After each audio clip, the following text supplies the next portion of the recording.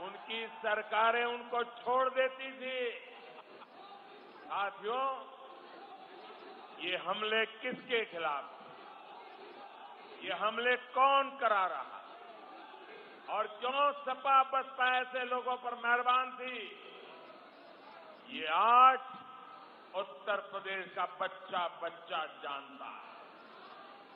साथियों, अब बीते 5 वर्षों से धमाके रुक गए कि नहीं रुक गए? बम बंदूक की आवाजें बंद हुई कि नहीं हुई? निर्दोष लोग मरना बंद हुआ कि नहीं हुआ? भाइयों बहनों, धमाके इसलिए रुक गए क्योंकि दिल्ली में आपने एक चौकीदार को बिठा दिया। आतंकियों को पता है वो एक गलती करेंगे तो मोदी उन्हें पाताल में भी खोज करके सजा देगा।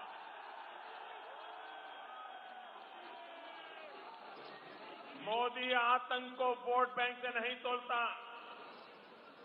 सभी आतंक के मददगार आज जेलों में बंद पड़े हैं।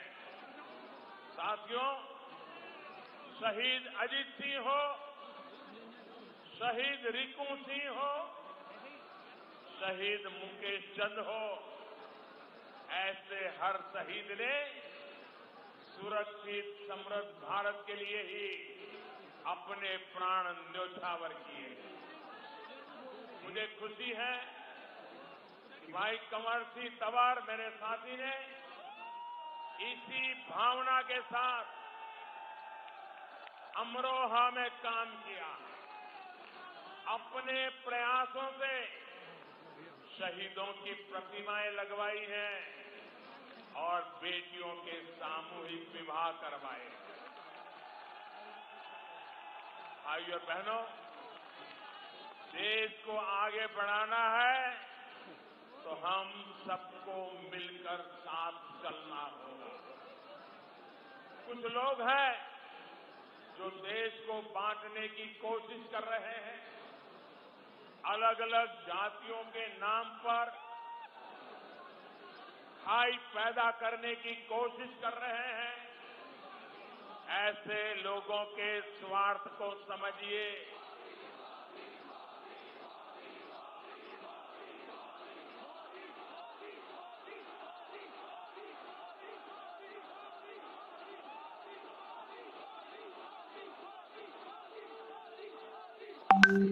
आप मुझे बताइए, अरे जब दुनिया में देश की पहचान ही नहीं रहेगी तो फिर इसका खामियाजा एक एक हिंदुस्तानी को भुगतना पड़ेगा।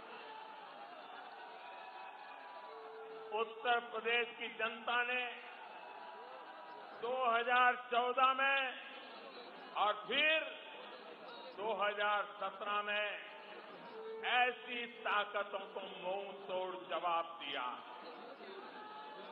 सबका साथ सबका विकास के विजन पर चल रही हमारी सरकार, एक भारत श्रेष्ठ भारत के संकल्प पर चल रही हमारी सरकार देश की पहचान को और मजबूत करने के लिए प्रतिबद्ध है।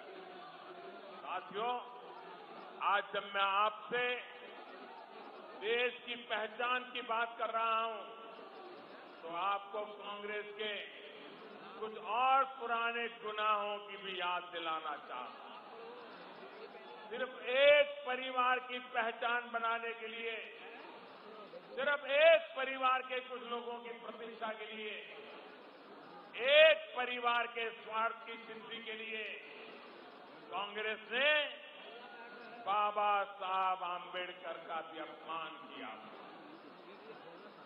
कांग्रेस ने उन्हें चुनाव में हराने के लिए एड़ी चोटी का जोर लगाया। देश के प्रति बाबा साहब आंबेडकर के योगदान को भुलाने की साजिश रची थी, क्योंकि बाबा साहब ने उस परिवार को चुनौती दी थी। इसलिए बाद की पीढ़ियों ने भी बाबा साहब से निरंतर बदला लिया।